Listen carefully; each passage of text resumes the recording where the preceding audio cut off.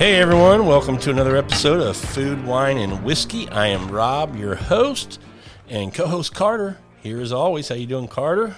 Man, I am good. Hopefully this online recording experience works a little better this time. Yeah, have a day. You got the shirt on.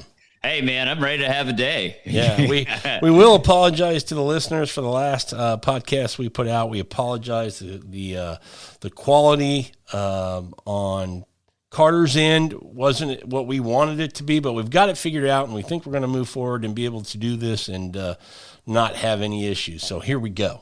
You ready? Yeah, absolutely, man. So I know it's gonna display, on the podcast title, but what are we talking about today? We're doing a salad bowl episode. We haven't done one of these for a while. Oh no, man, we haven't. Let's put some dressing on this thing. Yeah, and for those listening, if you haven't heard an episode called The Salad Bowl, we put out at the house when guests and friends come over, sheets of paper and a pen, and if you have a question or a thought or a statement about food, wine, whiskey, you put it in the bowl and then fold it up, and then we pull them out randomly and see what it is, if it's a question, a statement, or whatever, and we react to it. We discuss it. So that's today's episode. Usually pretty fun. Yeah, man. We usually have some just kind of random responses that can sometimes be fun to listen to. Yeah, I mean, there's sometimes we get through 15 of these things, and there's sometimes we only get through 2 or 3 because it requires a little bit of discussion. Yeah, absolutely, man. Absolutely. So, okay, I'm not there to pull anything, so don't pull any, fast ones, any softballs. You set that one up, buddy. You put it on a tee. I really did. I really did. All right. I've got the first one out. You ready?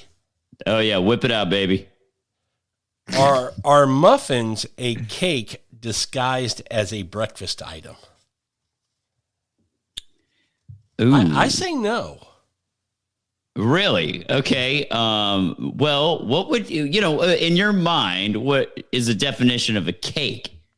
Does it have to have icing? Because I don't necessarily think a cake has to have icing. I don't, but I think most cakes have a different type of texture than a muffin. When I think of a blueberry muffin or a walnut muffin or some type of muffin like that, the texture of that batter that creates that muffin is different than what a cake is. Otherwise, it'd be a cupcake, in that same shape.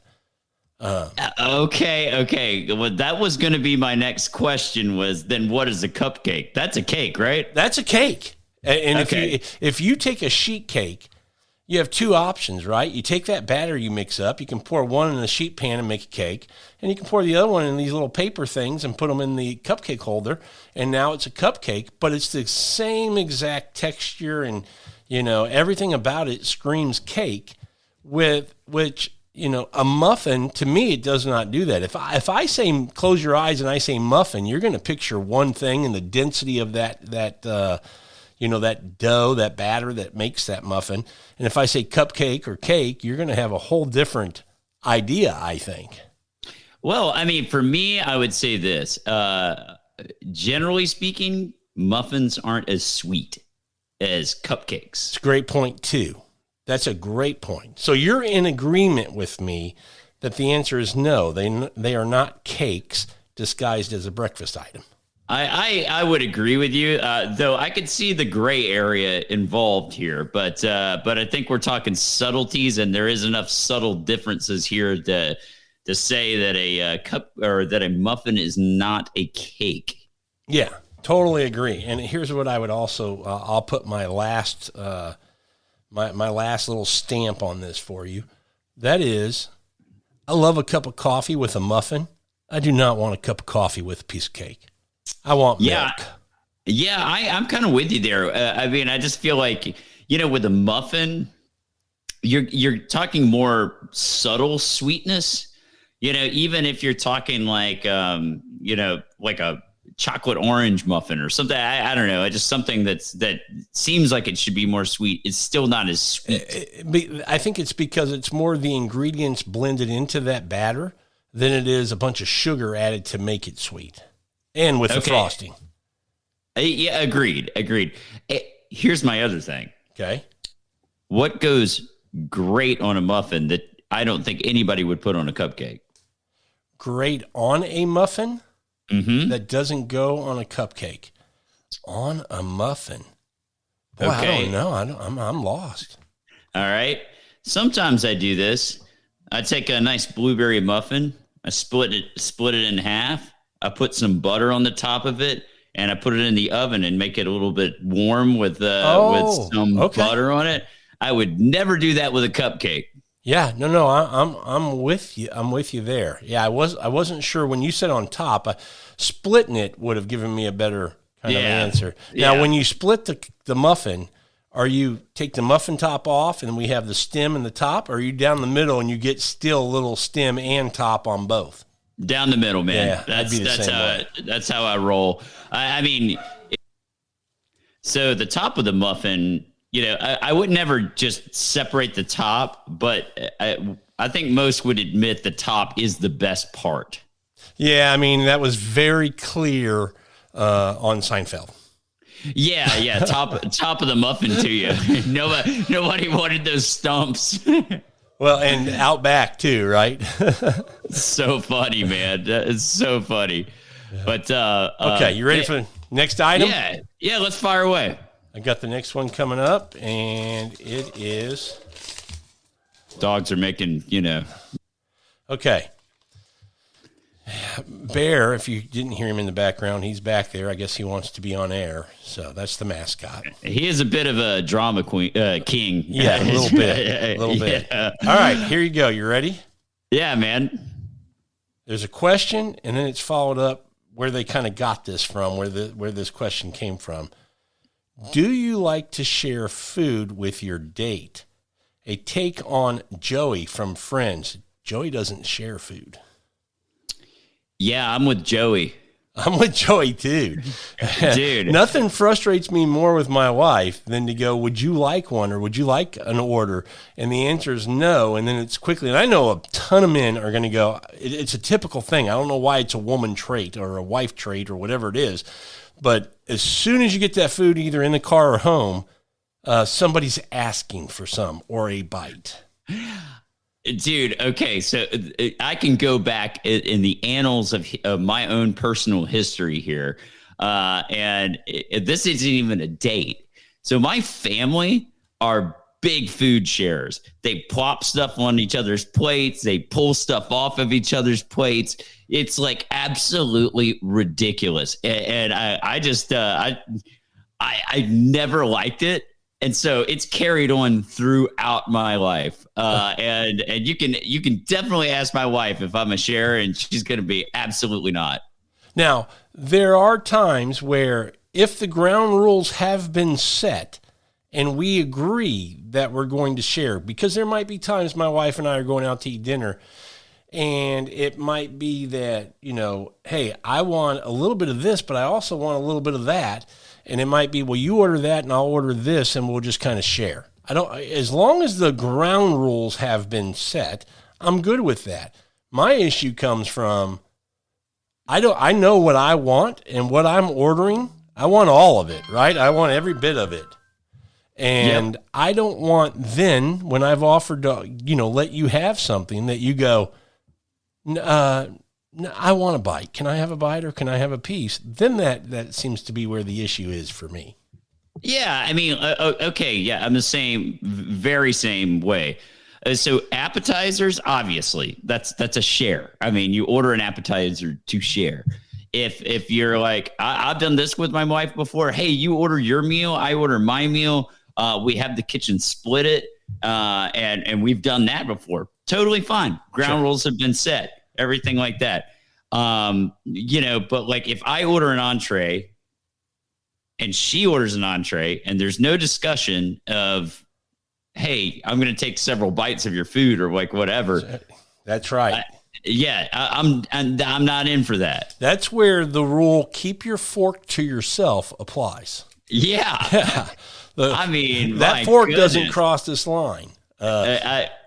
It's not my fault that I ordered better than you. That's right. And look, there's sometimes I feel like I'm on the losing end. My wife might order something and I'll look like, shit, I'm not going to ask for a bite because I already set the ground rules of no sharing.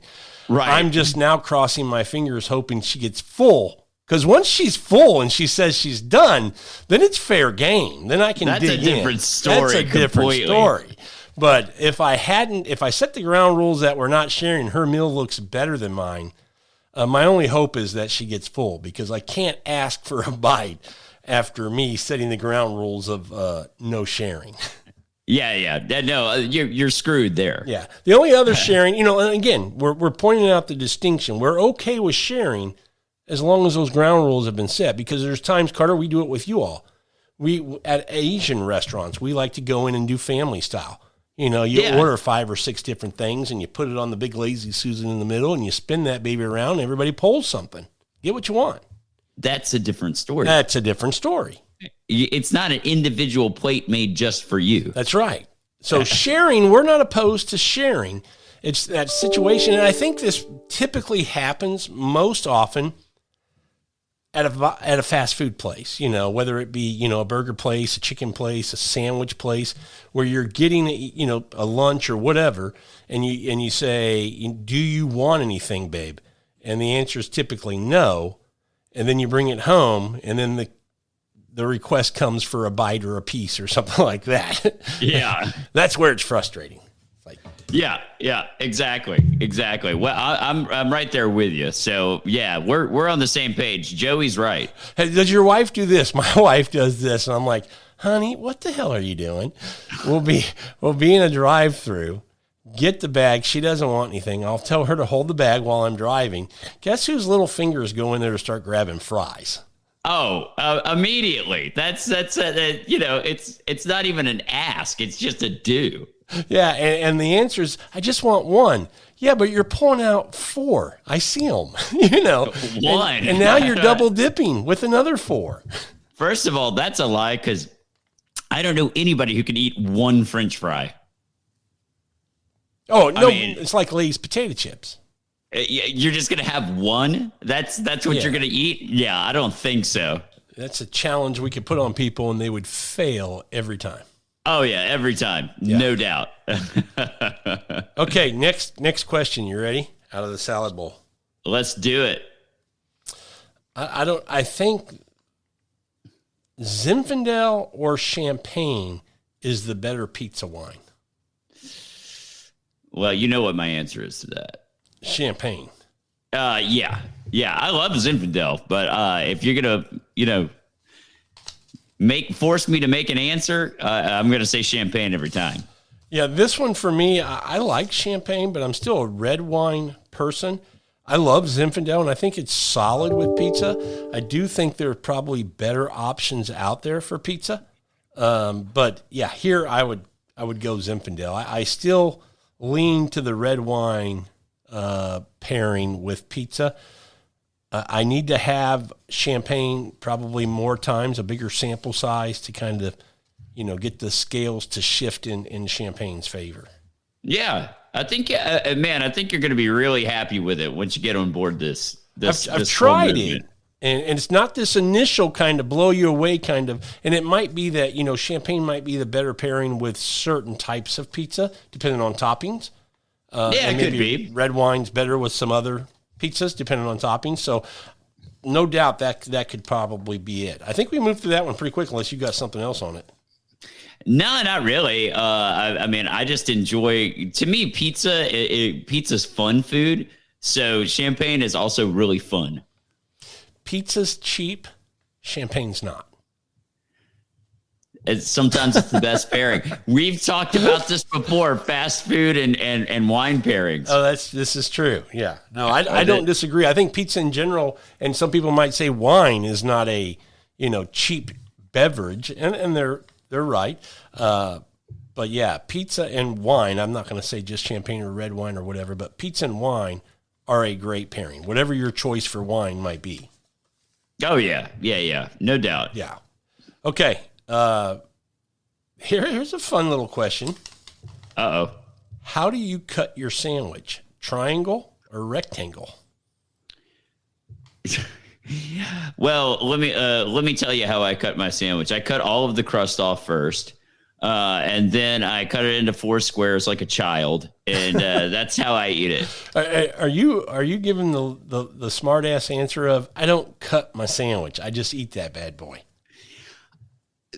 Pretty much, but here's what I'll say.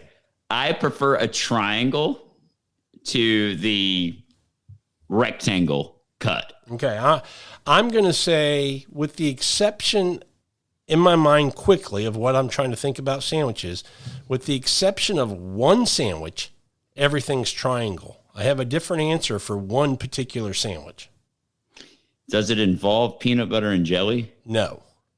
Because I actually probably would cut my peanut butter and jelly like rectangle. You know, now that you say that, I would agree with you on that one. So that one I would put into that column, rectangle. But I have another sandwich that I would cut, and it wouldn't be triangle or rectangle. Oh. But it's still cut. A panini? Nope. You ready? Go for it.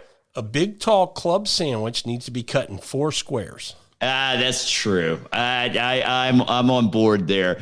You got to have a skewer in every one of those. That's exactly right. Not just a toothpick. You give me a spear down the middle of that thing. You want that thing to be tall, like a fat stack. Like, you got to figure out how to eat this thing. Well, there should be 3 slices of bread in between all this meat, bacon, tomato. You know, all of that should have, that middle slice of bread. So it should be a good, 4 inches tall, this sandwich. You got to squish that bad boy to eat it.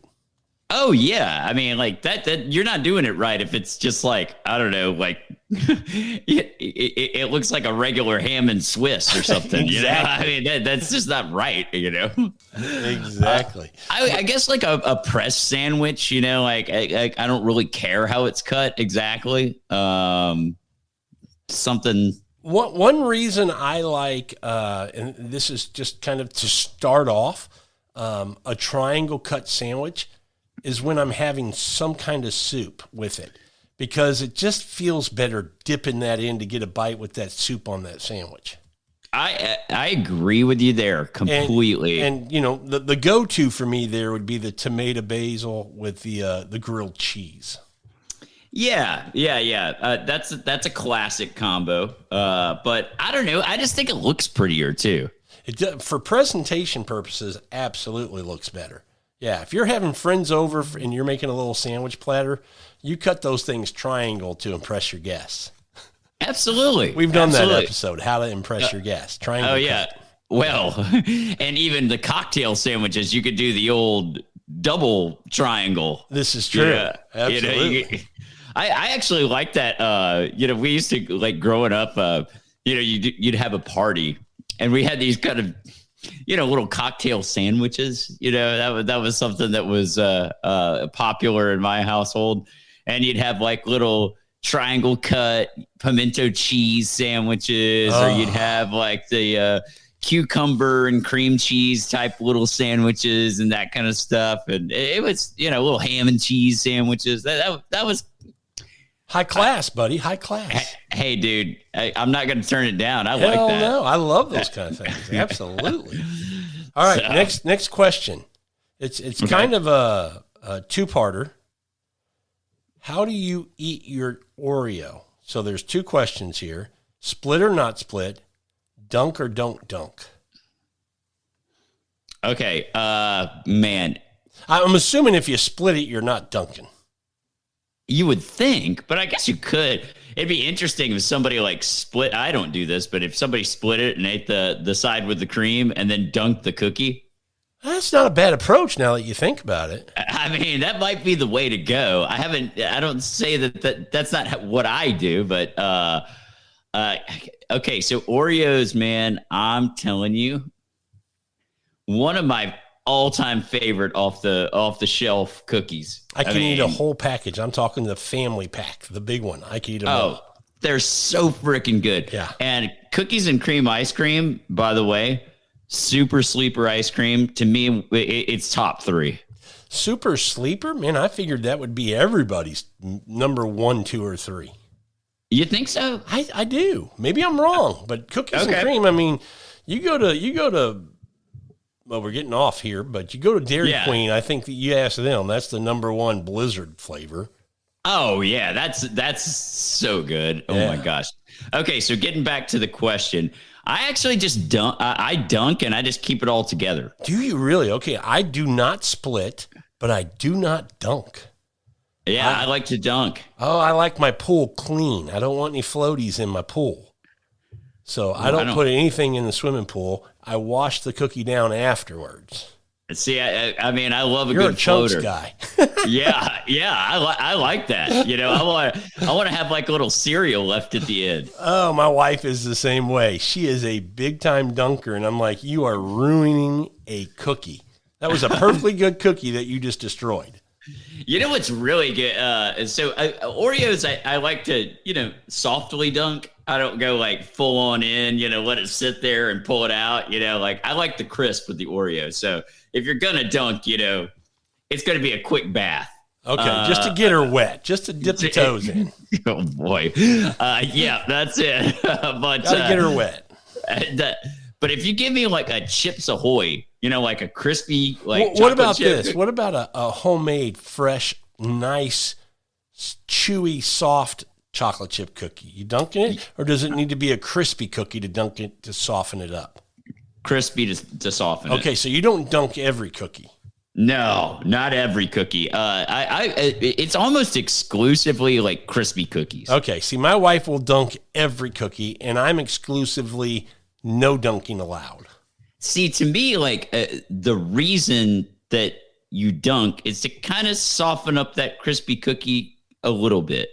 Like, but if you had like a soft baked, ooey chewy, gooey, yeah, chocolate chip, whatever. Hell no, I don't do that. Get that warm out of the oven, whew. I mean, chasing it with milk is, obviously that's a great play. Listen, my play is to eat cookies until your mouth is so dry that when you drink that milk, it's just a wonderful thing. It's like so refreshing, because if you drink, after every bite or two, it's like you're not really getting that pleasure, that full effect of what the milk can bring to the palate to wash down that cookie. You've got to beat up the palate a little bit to let the milk do its work. I can't believe Sandra dunks soft cookies. Soft cookies. She dunks everything. Oh, no, I can't do it. I can't do it, man. But she prefers hard over soft. I can tell you that. The cookies? Crispy cookies, yeah. Yeah, okay, cool. Yeah. But you know what's really good in milk? I don't know if you've ever had them. The little peanut butter cookies. There's nothing good in milk, Matt. We've established my opinion here. You can't convince me that there's any product worth dunking into a glass of milk. We're just going to have to be different on this one. Milk is a beautiful beverage, and to just destroy it with the crumbs and the remnants of whatever you're putting in there is just not fair to that glass of milk. See, I like the crumbs, but I don't want like a blob of soft cookie in there. Like that's not like what I'm after there. My wife will get done, with her cup of milk after dunking, however many Oreos she's had.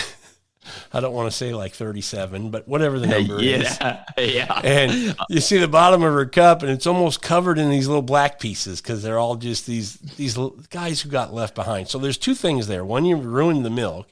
And two, there's a good amount of quality Oreo product that just is not getting consumed. That's a foul. You got to swirl it a little bit, man. Well, then you and Sandra are going to have a how to dunk properly session. I'm okay, man. I tell you what, though, you're right about like the Oreos. I could eat like a sleeve of those things. It's ridiculous. There's times I want to get some, but I'm like, we can't buy a pack because you buy the pack, you destroy them. I was about to tell my wife. It's funny we bring this up because we were walking and I was thinking to tell her. We were talking about how we used to eat Oreos more than we should. We don't anymore, and I was thinking, man, they ought to make Oreos like they do the little donut packages where you can get 6 and that's it. So you can just grab a sleeve and you're not going to overindulge. You're protecting but Oreos, Nabisco doesn't want to do that. They want me to, buy that whole big package and just eat them all and then get another one. They don't care about me. Yeah, they should really think about you and how many Oreos you would potentially consume. Yeah. No, okay. So here's a quick question: do you like just the standard Oreo, or do you like the double or the any of those type of things? Oh, I like the standard just fine, but I prefer the double stuffed. Yeah, I think I'm with you on that. I like the double stuff, but like I would want no more than that, though. No. I think the double stuffed right now, as is on the shelf, is a perfect ratio of that cream filling to the two chocolate wafers that bookend it, right? I really believe I'm okay with the regular Oreo, but it is missing there. It's lacking on the cream. I'll eat them, but I think the double stuffed is where it's at. That's the proper ratio. I agree. I like I want to, it's like you eat the regular Oreo and it's good. And don't get me wrong, but you want just a little bit more cream. Yes. You're just like, yeah, it's good. I just want just oh man. But like, here's another thing. So like this childhood memory, man, just total childhood memory. One of my really good friends growing up, his mom used to make this cake. It wasn't really a cake. They used to call it like a dirt cake. So they'd crumble up like, it was like basically like melted ice cream, or like somewhat melted ice cream with like freaking Oreo cookie crumble dust all over the top. And you had they called it dirt cake because you'd put like a pail in it, and like you'd have like gummy worms and stuff like that. That's pretty cool. And it was, I mean, that combination, man, that cookie with that, oh my gosh, it's just so stupid. All right, next one. You ready? This question should be pretty quick for us. I don't think we need to spend a lot of time on it. I think people who've listened to the show, especially the last episode, know how we feel about this. Oh gosh, it's a steak question. Yeah, steak shouldn't be cooked past medium, period. Yeah, I mean, yeah. So I said we can move on.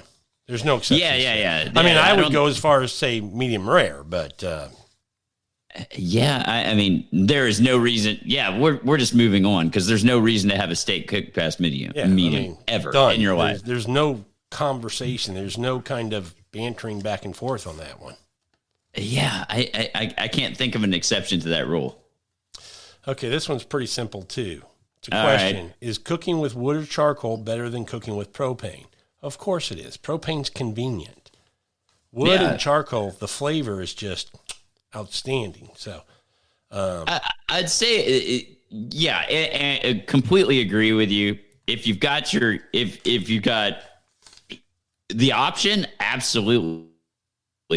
Here's what I would say though, man, if you're going to cook like a hamburger, or you're going to cook a steak or something like that, or even chicken. Yeah, of course, wood, charcoal, that's going to be better. But man, if you just want to like go out and grill a hot dog real fast, the propane's pretty damn convenient. Well, that's it. That's the whole thing. Propane's convenient because even still cooking a hamburger or chicken or a steak or whatever, propane works fine. But charcoal and wood elevate, from a flavor profile kind of thing. And just makes it better. But charcoal, to your point, charcoal and wood, you need some additional time to prep and get the heat and get ready to cook food that way. So that to me might be a Saturday, Sunday kind of thing. And then your propane is during the week. Yep. That's exactly how I would say it. Yep. Absolutely. All right. I knew we wouldn't spend a lot on that one either. Yep. We are racking through some of these. Hey, man, I like it. Give the people more. As a kid growing up, what was your favorite ice cream from the ice cream truck? Oh, man. That's so... Well, you go first. I got to think on it just a hair because there's so many good options. Well, it's hard to say one. I'll give you a few that I really enjoyed because they're really coming back to me. One, I'm a simple guy, and I loved the ice cream sandwich. It was always a staple. I still like the ice cream sandwich. Solid. The push-ups were always fun. Push-ups are great. Yeah, for The sure. bomb pop was a good one. Yeah, is that ice cream? Oh, well, I don't. Is any of it ice cream? I don't know, but the ice cream truck sold it.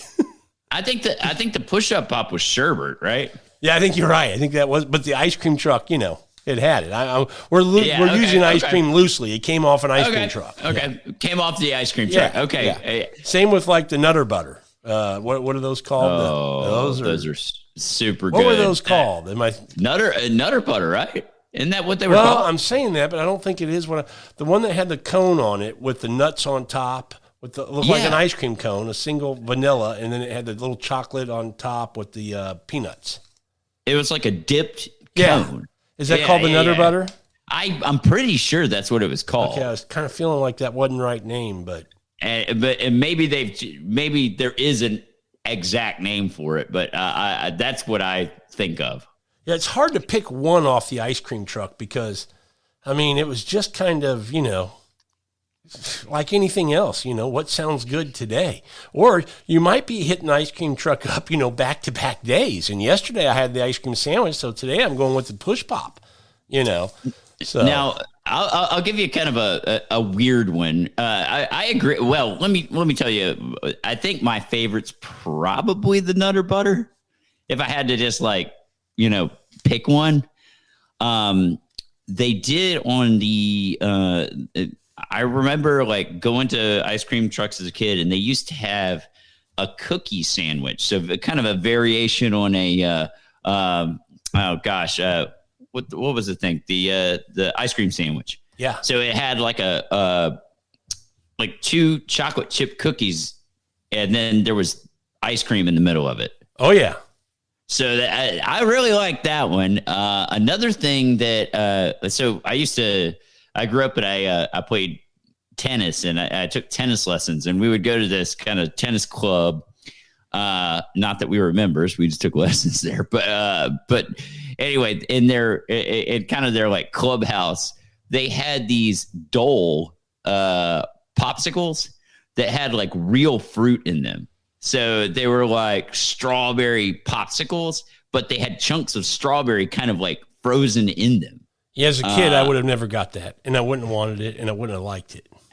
Oh, man, it was so good and refreshing, man. Really? I'm telling you, it was really good. Man, after you played sports, that was just so great to eat. That's what Anyway.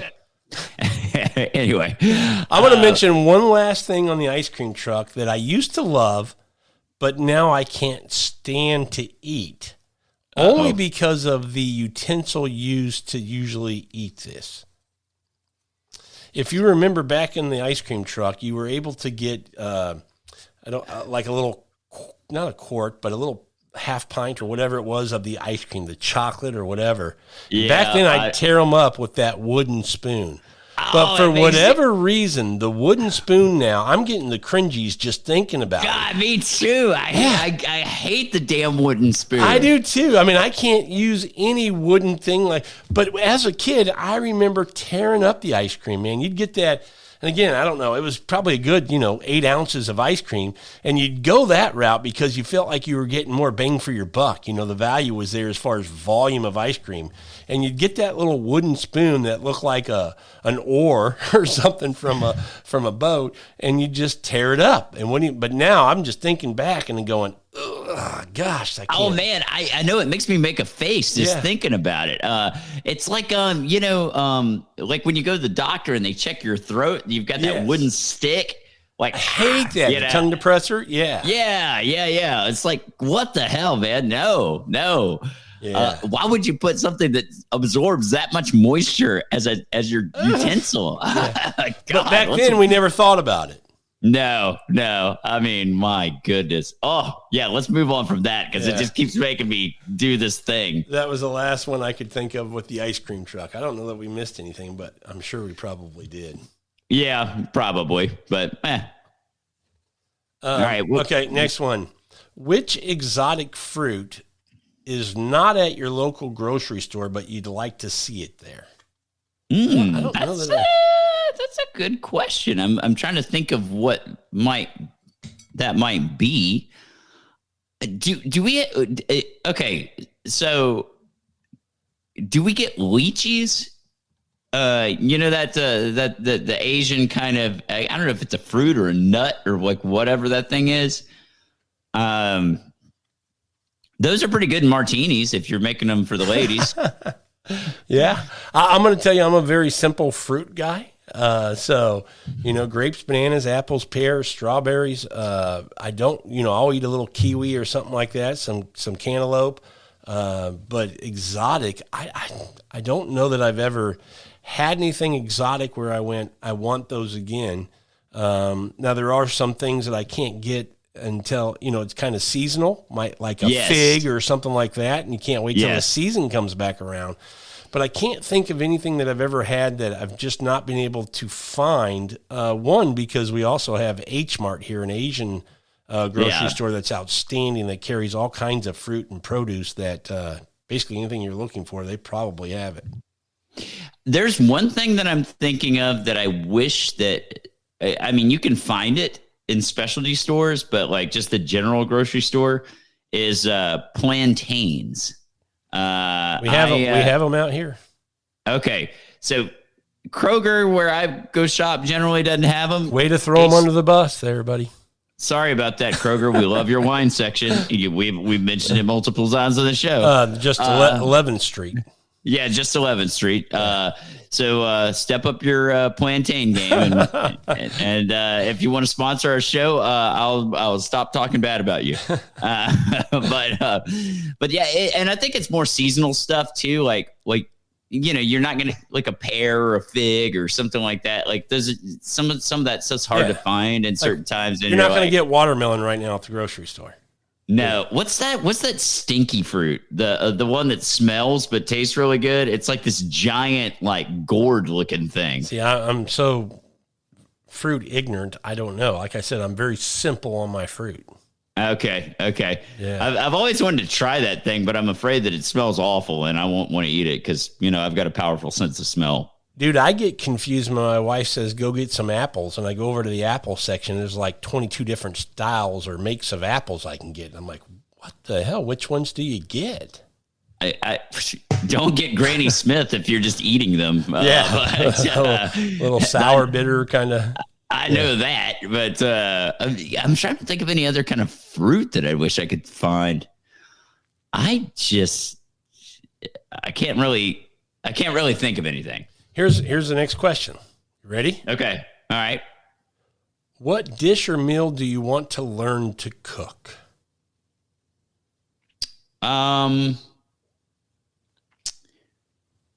Yeah. Okay. So there's a couple that I'm thinking of, but like, here's something that I've never cooked, but would like to cook someday, and that is paella. I've never cooked it at home before. I know you have, Rob, but I've never tried that. So that is a food I'd really like to try. Another thing that comes to mind is making my own pastrami. I've never done that, and I really want to do that. Oh, that's a good one. That would be on my list as something. I've never made a pastrami either, and I know it's not that hard. I just haven't done it. Dave Scott did it, and it turned out fantastic. And it's something on my list. That's a good one, Carter. For me, I'm trying to think if there's a specific dish that I've been wanting to make that I haven't. The only thing, it's not really a dish, it's more of a category. I want to learn to cook more Asian dishes, Asian food at home. Nothing specifically comes to mind. I have made pho, and I've made ramen. Obviously, some of the other simpler type dishes, whether it be a chicken fried or a chicken fried rice or something like that, egg rolls, we've done things like that. But more of those kind of maybe Malaysian type foods. We go to a restaurant and get this spicy garlic eggplant. That is one of our favorites. I'd love to learn how to make that at home on a weekend. Yeah, there's lots of little things. Yeah, I'm with you. I just don't know how to make that stuff. It's just, I think you have to have the right equipment too. Like, I don't have like a good wok. Yeah. Like, I think that's like a critical part of it. Asian, cooking Asian food. Here's the other part of it, Carter. I've looked into some of these dishes, and you need like 167 ingredients. And by the time you get them all, I might as well just go to the restaurant. I'm going to save some money and some time and let them make it for me. And it's BYOB, so I can take my wine. So that's a large part of why I haven't really got into it. There are some dishes that aren't that technical with that many that I probably still would like to, but that's a big part of it, man. A lot of Asian dishes have a lot of ingredients. Oh my gosh. Yeah, same. Oh man, I don't know. It's like one of those things. It's like, it's almost like we do occasionally cook Indian food, but we don't cook everything. So there's probably other curry type dishes that I'd like to try and cook. But I mean, again, you're talking about taking some of these spices are hard to find. This is true. That's a big part of it too. A lot of the things are very hard to find. But I'm trying to think if there's anything else I really want to learn to cook. I've done now I will say, I know there's things I want to learn to cook. I just don't know how to say the name of them. So I'm not going to attempt right now. But when I learn how to say the name of them, maybe we'll revisit this topic. How about that? All right. They're French dishes that I've looked up and been looking at. Yeah, the superior category of cultures. Yeah. All right. Cultural dishes. Here's a one for you. Okay. This is coming from your part of the world, where you're from. Oh. What's the best dish to come out of the South? Oh man, come on. That's so hard to. I mean, that could be a whole show for me. I don't know. I guess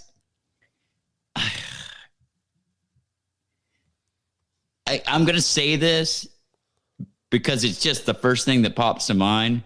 And it's something my grandparents used to cook all the time. And that's fried chicken, man. That's the thing. I don't know if it was invented in the South or not, but it sure seems to be prevalent in the South. Yeah, that's a pretty good one. Now, let's for clarification, define the states that would make up the South, so we know what kind of ballpark we're playing in. Okay, so to me, you start with Alabama, Mississippi, Georgia, Tennessee, North Carolina, South Carolina, and I mean, I'd kind of lump Louisiana in there, but I feel like it's its own kind of thing. Okay. And that's why I was asking the question, because I was like, is Louisiana kind of its own, or is it in there? Because your answer now saying it's its own thing changes my answer. So I won't go to Louisiana. That's kind of what I was thinking, because if you're talking about, I think a more appropriate question is, what would be the best dish that comes out of Louisiana? Yeah. Because there's so many, and it's such a different category of things. I think that's that might be a future top five Louisiana dishes.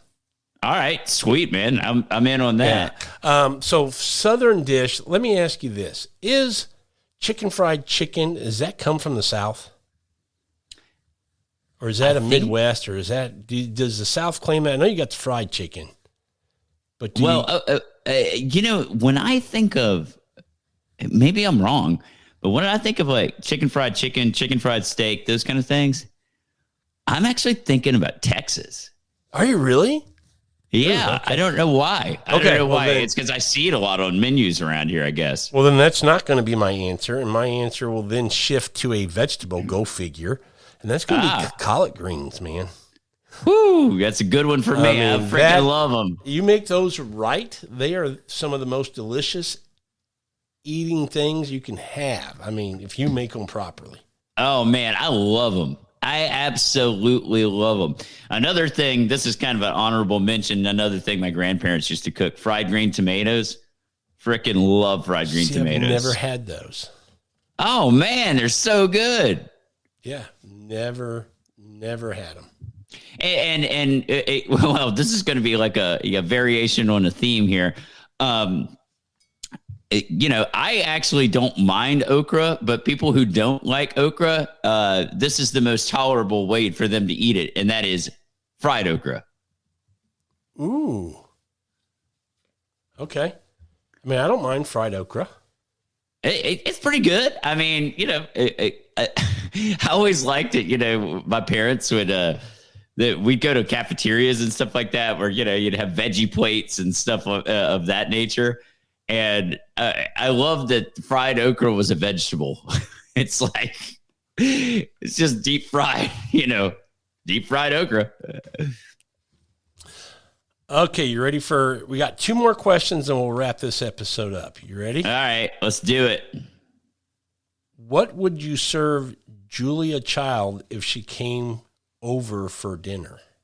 Oh my gosh. I have my answer. Do you? Yeah. Go for it. I'll Coq au vin.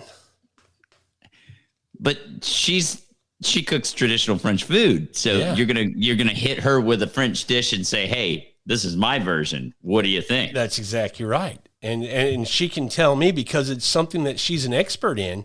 Am I worthy or am I not? Did I execute or did I not? And either way, I'll have enough wine that if she doesn't like it, I'll pour her more wine. Well, that's a good thought right there. I think I would go with like something that I know is a home run, like because I just want to impress her. French fries? No. I mean, those are always a home run, but I think I would do, probably my signature barbecue is Tri-tip? I do that one well, but it's actually my St. Louis style ribs that I do on the smoker, and I'd probably make those, and I don't know, some different sides, maybe a good creamy mac and cheese. Or Now you do know that Julia Childs said that the one style of food she does not like is barbecue. Well, I'd change your mind with it. Okay, well I was just kidding, but yeah, way to stick to your guns, my man. I'm impressed. Yeah, I was going to say, it doesn't seem like she would say that anyway, but like To any kind of food, I think she's a foodie. Yeah, she was definitely a foodie. So Yeah. anyway, but I guess that's what I'd do. All right, we'll finish up with this question. I got to think about this one for a bit, so you get to answer first. Okay. I think I might have an answer for this, but what piece of kitchen equipment do you covet? Oh man. That is a tough question. I have so many things. I guess.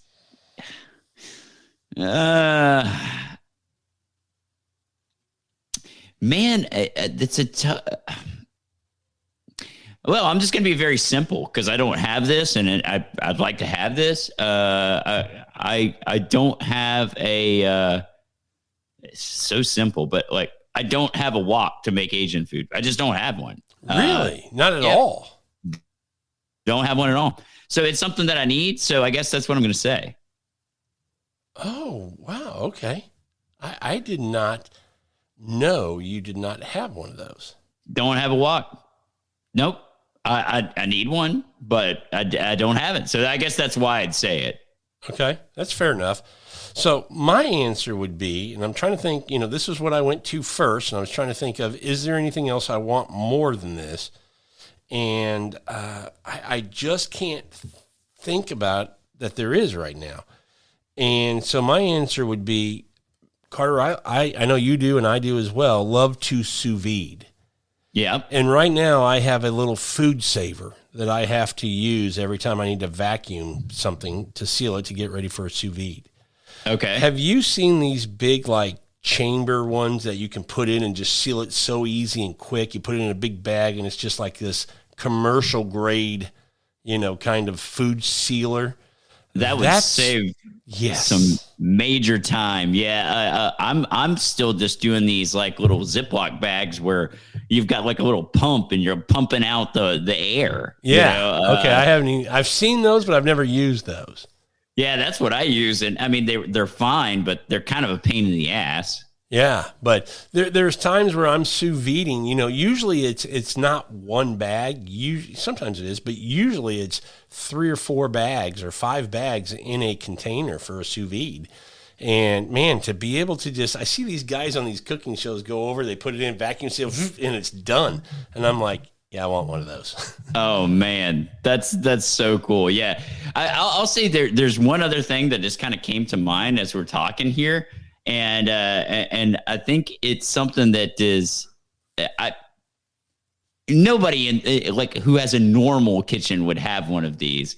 But one of those meat slicers that you can like, deli slicers where you can make the meat just super thin and all that, and cheese and stuff like that. I'd love to have that as an option. I know people who have those. Most people who have those are like hunters. They get big pieces of meat and then they'll slice it up at home or something. Because in the Midwest where I'm from, a lot of people have that. And it's a great tool to have. I agree.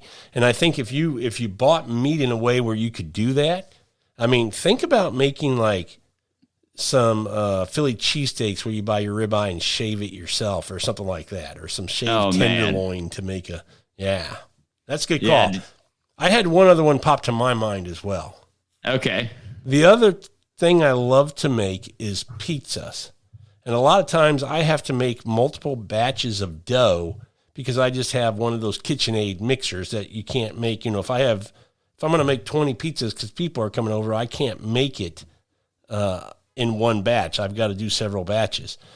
I would love to have a big industrial, professional kind of commercial grade dough mixer. Yeah, that'd be sweet. I make pizza enough. I think it's justified, Carter. I agree. Sandra, you need to just make way for that thing in your kitchen. Yeah, get on board, babe. Get on board. So, all right. Well, Salad Bowl episode. These are always fun, man. Always just man. Rapid fire discussion on topics that people throw at us.